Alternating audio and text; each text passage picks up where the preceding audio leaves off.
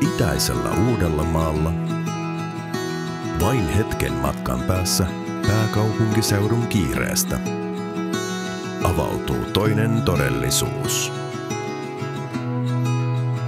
Täällä aika pysähtyy ja kartanot alkavat kertoa tarinoitaan.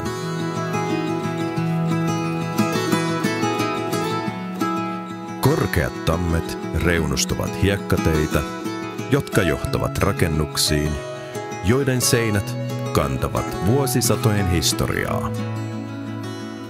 Kartanot eivät ole vain rakennuksia, ne ovat tunnelmia, hetkiä ja elävää kulttuuriperintöä.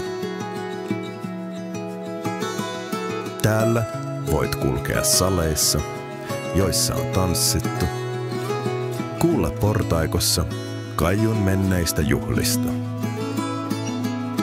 ja istua puutarhassa, jossa historia kohtaa luonnon hiljaisuuden. Itäinen Uusimaa on kartanokulttuurin sydän. Jokaisella kartanolla on oma luonteensa. Osa tarjoaa taideelämyksiä, osa makuja lähiseudun antimista, osa rauhoittavaa luontoa ja esteettistä arkkitehtuuria.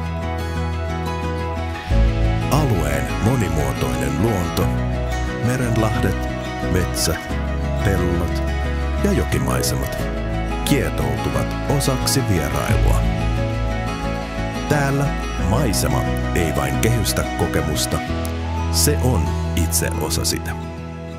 Matka kartanoihin on matka arvokkaaseen menneisyyteen, mutta samalla ovi uuteen. Lähimatkailun helmi, jossa kestävä kehitys, kulttuuriperintö ja estetiikka kohtaavat ainutlaatuisella tavalla. Astutko sisään? Kartanoiden itäinen Uusimaa odottaa.